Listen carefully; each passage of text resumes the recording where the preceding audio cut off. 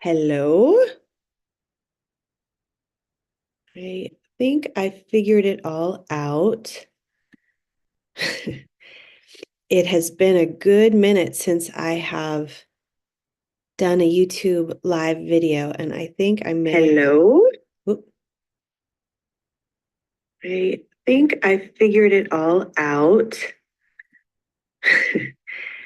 It has been a good minute since I have done a YouTube live video, and I think I may. Hello? I think I figured it all out.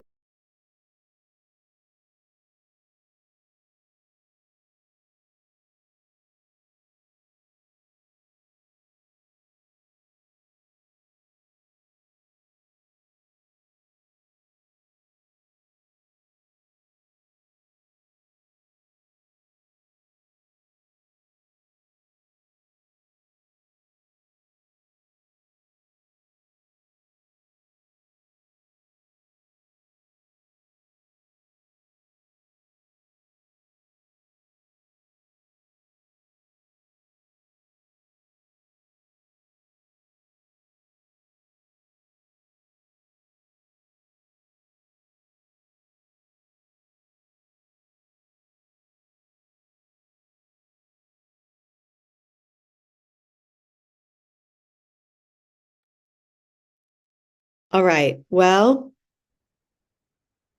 here's the plan. I will go through and I have a short little show for you guys today.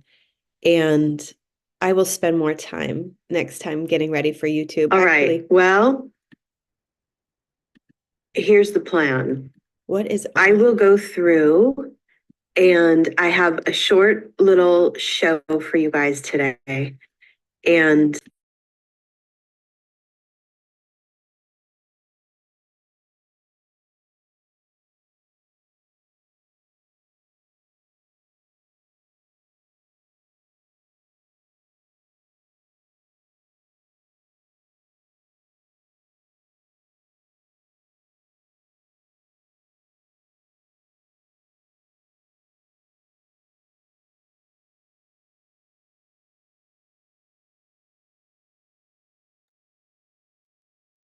I think I got it.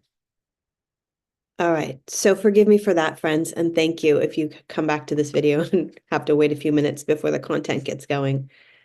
But yeah, doing this show kind of happened on a whim. I just felt compelled. We have a small group going for the Miraculous Living Club, which I started a couple months ago.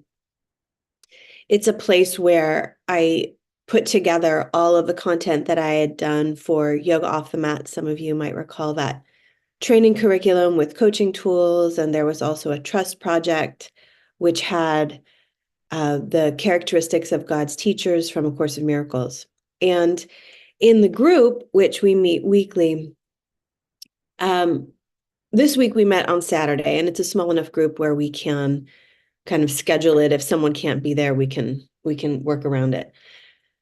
And on Saturday when we met, I felt so moved, like undeniably moved to get back into this conversation that we started having a few years ago on YouTube. And the crux of the conversation, the vantage point, the center point of the conversation that we were having in Miraculous Mondays had to do with trusting our relationship to the divine, trusting our insides, trusting that we were at choice in everything in our lives, that we were holding what the yogis called the sword of discrimination.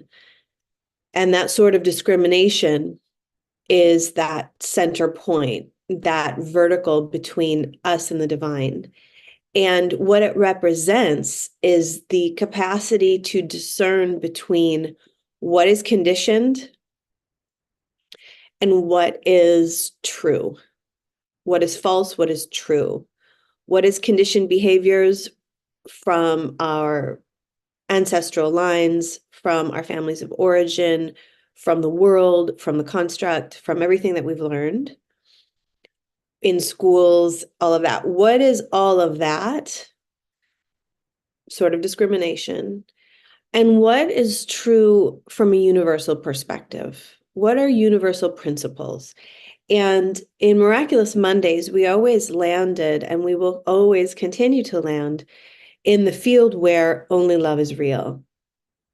And that can be triggering for some people because, and for me too, a lot of the time, because what happens is it says that all of the other things over here, the pain, the suffering, competition, comparison, scarcity, all of those things are unreal. If only love is real, then what about all of that I experience in my day-to-day life?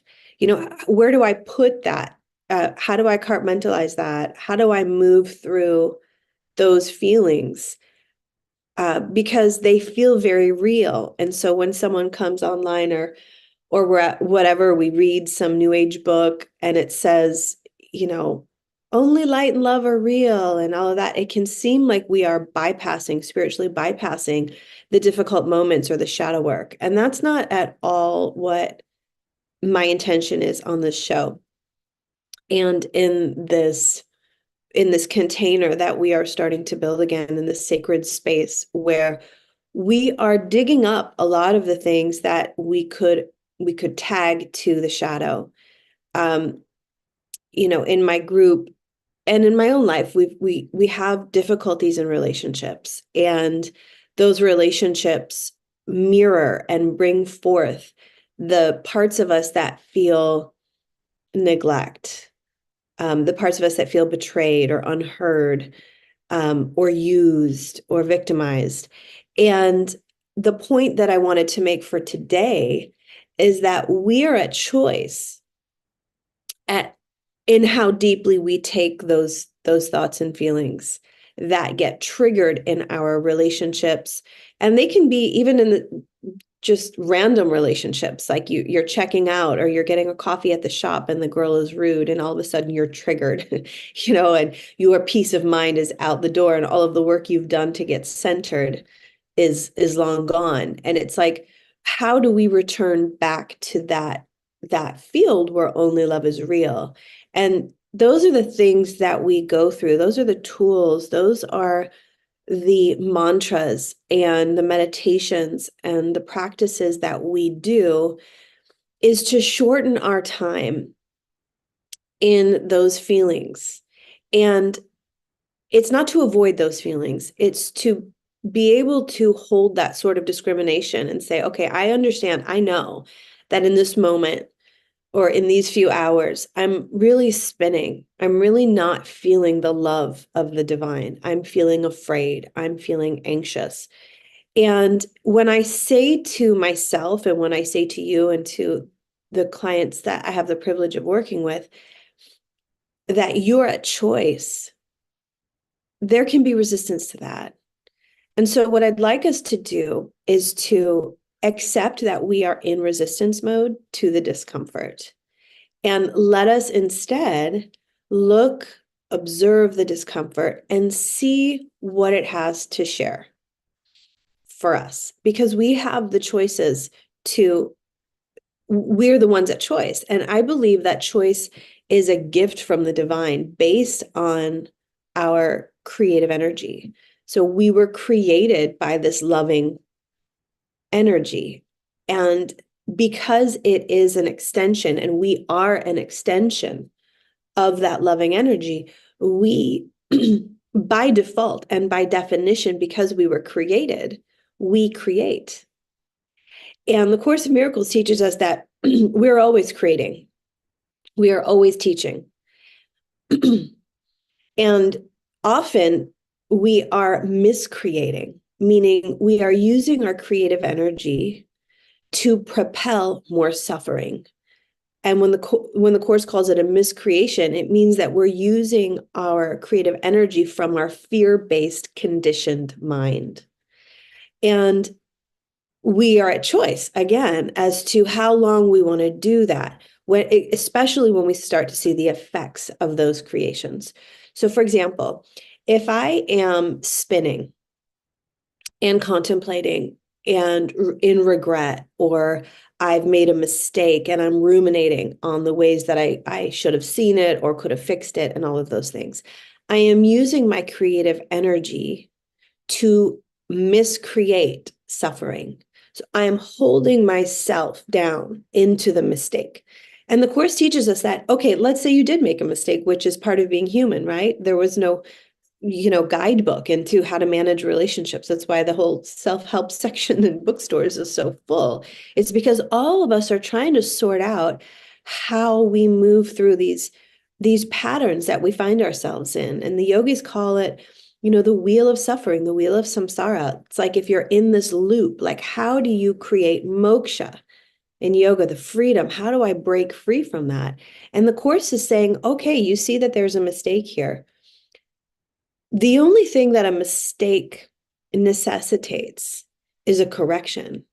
And the correction is a choice that we make. And we ask for support from the divine.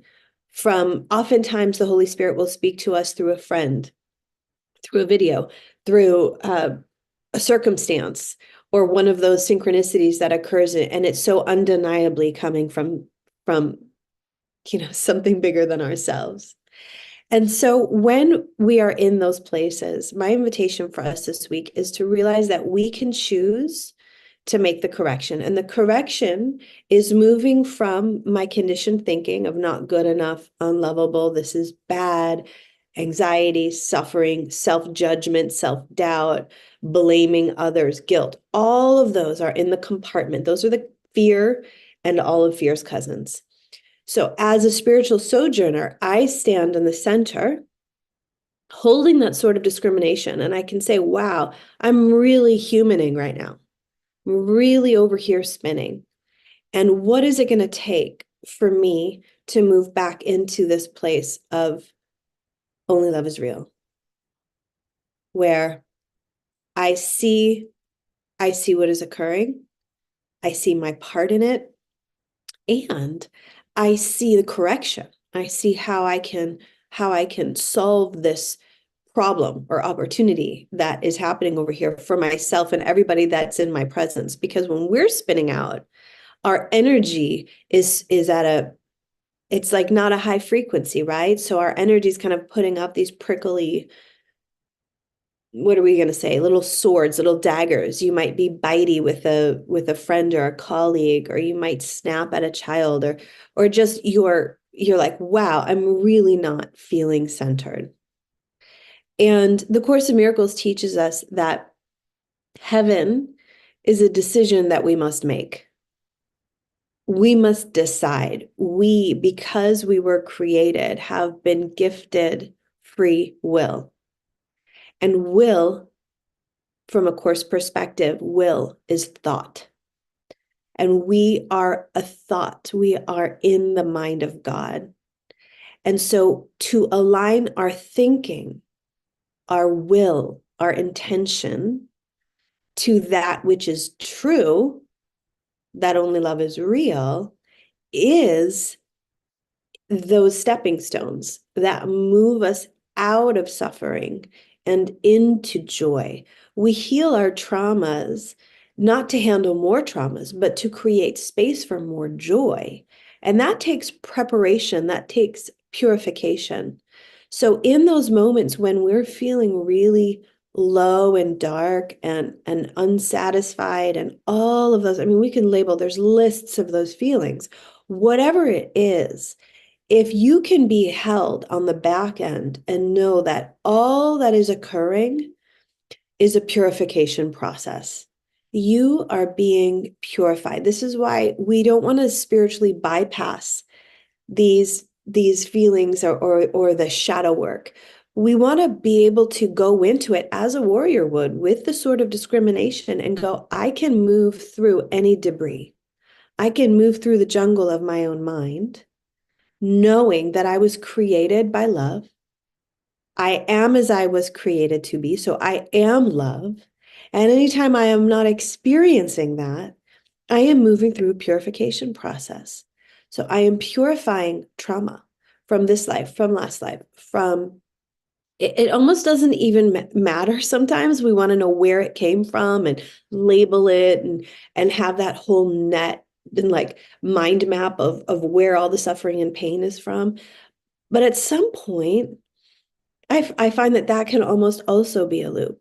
Like it doesn't even matter where it came from, even for a moment, if you could consider that. It doesn't matter if it came from your mom, your dad, or your grandmother, blah, blah, blah, or the world, or the, war over there, or whatever it is that triggered you. It's yours now.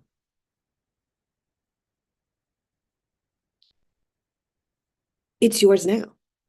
And it's yours because the divine trusts you as your own authority, co-created with spirit, that you can purify this, not only for yourself, but for the field around you.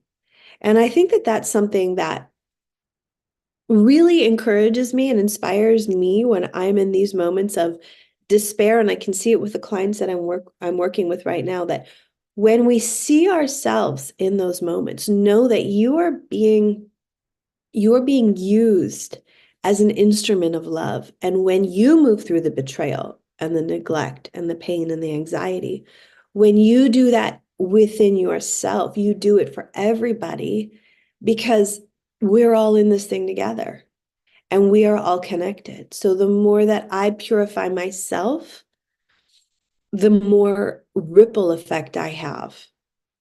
And that is very, very powerful teaching. And that's what I wanted to offer today, that you are at choice. God trusted you and continues to trust you. And there is an aspect of you that is 1,000% unaffected by any of the experiences that you have in this reality, any of them, the joyful ones and the painful ones. You are, as they say in the Bible, at the right hand of the Father. You are there. There is an aspect of you that is pure light. And this journey that we're on, those of you that are practicing Course in Miracles, yoga, or even different variations of Christianity, just self-development work, it's so advantageous to know that there is a part of you that is 1,000% safe. And in that safety is your defenselessness. You do not need to defend your point of view. You do not need to defend your victimization. You do not need to identify as the one who was victimized. Even though at times you will feel those feelings, that is the purification that you do on this level for all of the ones. And it's a journey back home. So it's like every time we come back to this plane of existence, we are here to purify another layer of our disbelief, of our miscreations.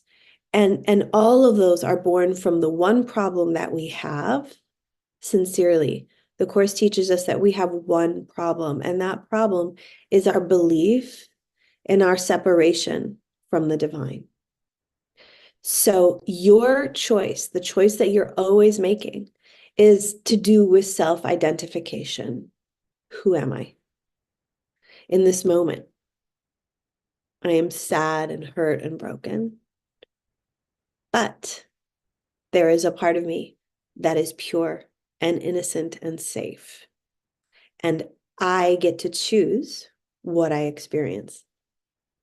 I hold that sort of discrimination, and I can move from suffering to joy when I make a mistake or when I'm feeling in pain, by choosing to see myself as the innocent one, safe in a purification process. And it's like being in the dryer, right? After a while, you're dry, but it takes some tumbling. So that's what I wanted to say. Let me check in and see if anyone's popped in here. It's been a minute. Oh, wow. There are some new and old friends in here. Holarchy, does that mean it's you? Amber, the remembrancer, is that you? Wouldn't that be a joy? I owe you a message, and I think about you often. Often, often, often. So, all the love to you guys today. I just really wanted to put that out today, that we're a choice and we can do hard things.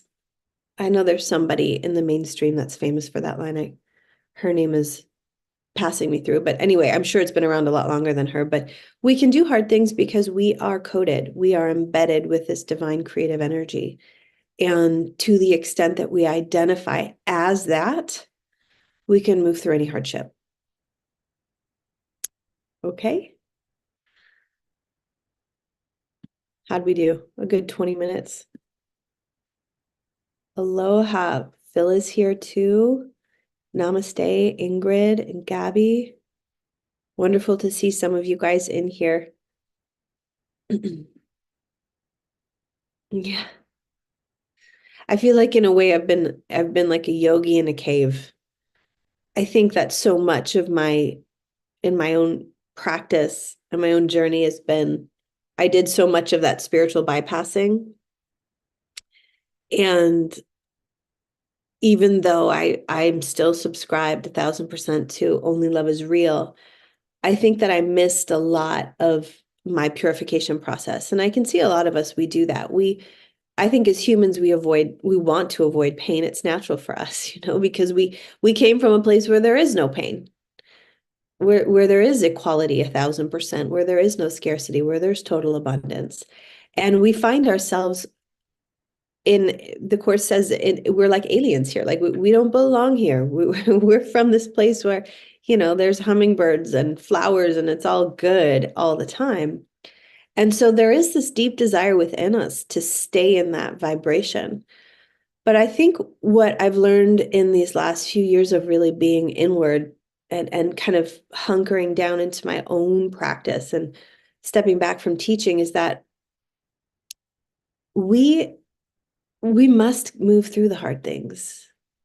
We must face the demons within us and the discomfort within us and learn how to move through those battles, to have some strategies to really practice our tools in the moment. So much of the spiritual practices, or even those that are deeply religious, it's like something that happens on the weekend or something that, I do over here. But in this context, in this community, in this platform, I think the ones that are coming through and that will continue to come through are the ones that really want to practice these ideas and these thoughts. Like heaven is a decision I must make. That's interesting. I am entitled to miracles. That's interesting. When I first started studying the Course in Miracles, it was really hard for me because I was so deeply programmed, and still have some remnants of that have certainly come up in these last few years. I was so programmed to believe that suffering was the way to demonstrate service to the divine. That self-sacrifice, those were the ways that we showed God that we were in the program, that we were aligned. And so when the Course was talking about how God's will, God's thought, God's intention for me and for you, because if it's true for me, it's true for you. If you want it to be, again, you're at choice, is perfect happiness. That's a big shift. That's so different. That's 180 degrees away from the programming that I am operating within. And so even in and of that self, that can be traumatizing. Like what? Like when I first started practicing yoga when I was around 20, and then when I did my teacher training at 24, it was like almost traumatizing to realize that my thoughts were make-believe. And that my thoughts, as the yogis say, they were mind stuff.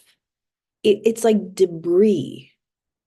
Whereas I was conditioned, I had a higher education, I was super smart, I could write papers, I could give presentations, I could teach great yoga classes, like I really prided myself on my mental energy. And it's not to say that we can't still do that. It's just to be aware where are these programs coming from? Isn't that interesting? Aware and where? Where are my programs coming from? What is coming out of my mouth? Is it aligned to the highest level of thought will that I can access? And can I access those places if I don't purify my mental plane from the stuff, from the debris that is not true? And so when we say only love is real, if I say to you that your trauma is false, what I mean by that is that it cannot stand the test of time. It's not on God's compass that you be a suffering minion in this reality. It's on God's compass, and if it is God's intention, that it must be that your perfect happiness is assured, and that you're at choice as to when you access that happiness, that you can access that in any given moment. And all that it takes is correcting the direction in which your mind is spinning. And so these practices, yoga, the definition truly of yoga is the stopping of the way the mind is turning. It's restraining the modifications of the mind stuff. It's not identifying myself as the mental turnings. It's identifying myself as the one observing the observer. It's identifying myself in my innocence and my defenselessness. And that is what takes training and practice. And we put those thoughts and ideas to the test in those moments when we feel ourselves running through our programs, just the ones that we've been given. And at some point, anyone on the spiritual journey starts to observe and look at all the programs and sort through it. What is true and what is false? All that is occurring is I am holding the sword of discrimination. I'm the yogi. I'm the sojourner. I'm the warrior. I'm the peaceful warrior. I'm the one standing saying, what is true and what is false here? That takes great strength. That's a pull the navel in, take a deep breath, and go for it. Right? Let's see. From my cave to yours. Yes, it is. Love from California. Thank you, friends, for being here in the chat. It's interesting to start over again, isn't it? And I feel so much more prepared because I have stopped the bypass. And I will leave you today with this. It's been 30 minutes-ish. And soon, if you want to come on to the show and you want to have something to say, let's start. Let's start getting this program going again. There was a time when we had lots of people in this room, and thousands of people would watch, and all of that was fun, and none of it really matters. But the point is, what I'd like to leave us with today is this: that when we don't take responsibility for the fact that we are at choice in all things, we pay a high price for that. And the price that we pay for not being 100% responsible is that we cannot change our realities. Meaning we are constantly at the effect of something, someone outside ourselves to save us from the turmoil within. So when we are willing, when we're strong enough in our mental capacity to see things differently, it softens those hardware programs. And it's like you win $1 million because now you're not paying the price of victimhood, of I can't change this. You're now holding all the cards because you're like, oh, wow, I can change things if I want to because I'm taking responsibility. Again, it's like, it doesn't matter where all this trauma came from. It's yours now. For whatever reason, you signed off on it.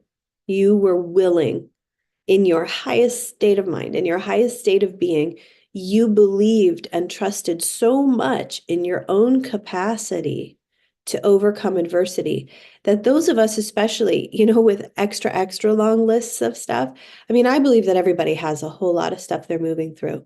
Not everybody wants to take responsibility for it because we're trained to be victims. And so we think it's easier to kind of feel sorry for ourselves. And trust me, I do it too. I think we all do it. And so it's not a judgment here, but it is this, I do have this kind of over, bird's eye view, this like, what is it from 30,000 feet up?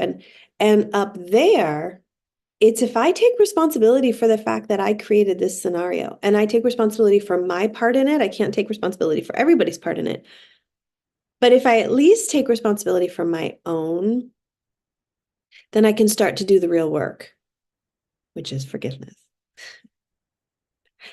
Forgive. I'm going to give myself a forward movement.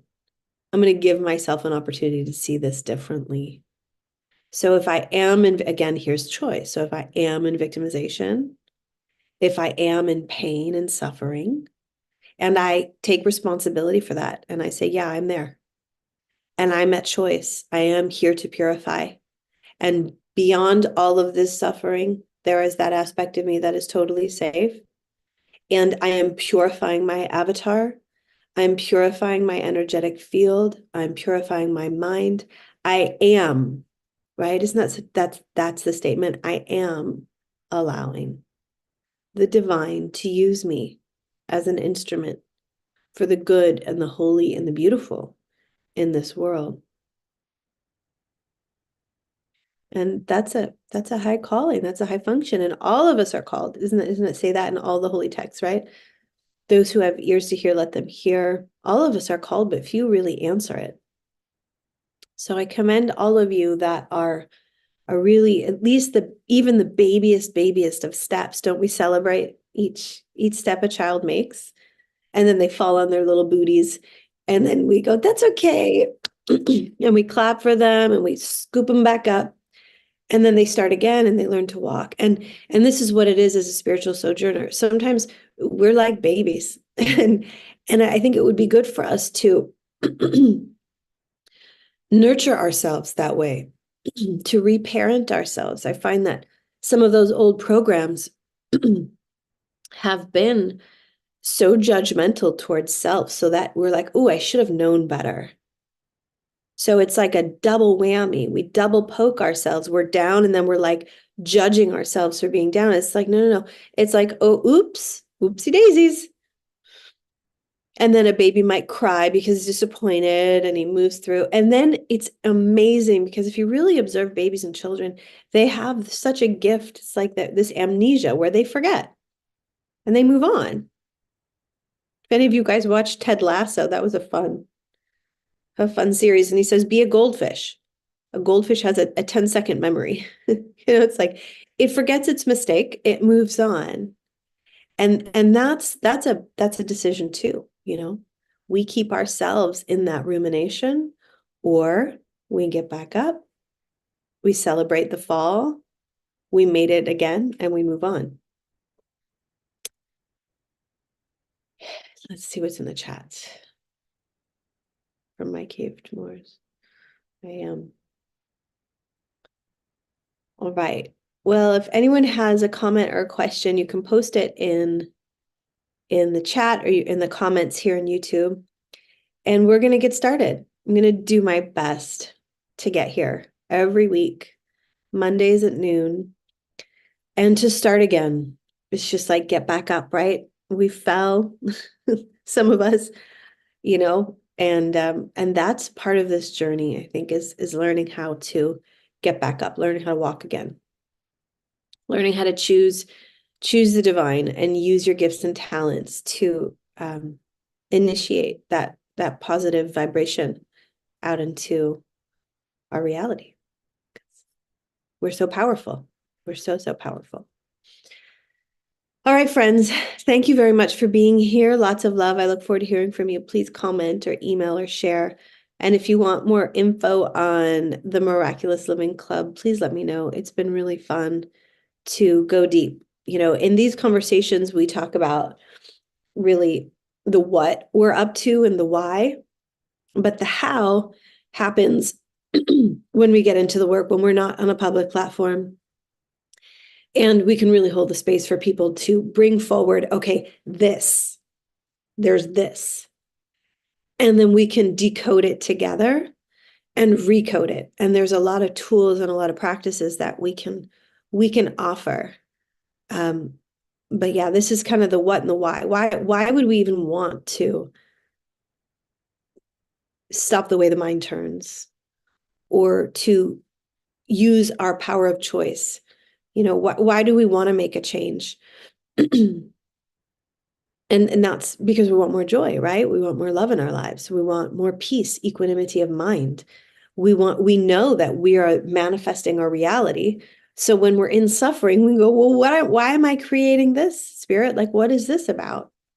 And so that's the what we're doing. And the why is because we want more peace and love and joy and abundance and goodness. And always, and not only in abundance is yes, in money, but also in the abundance of love in our relationships and healthy communication, in feeling safe, seen and honored, and feeling like we're doing our divine work in this reality. So many of us, including myself, wait until it's perfect.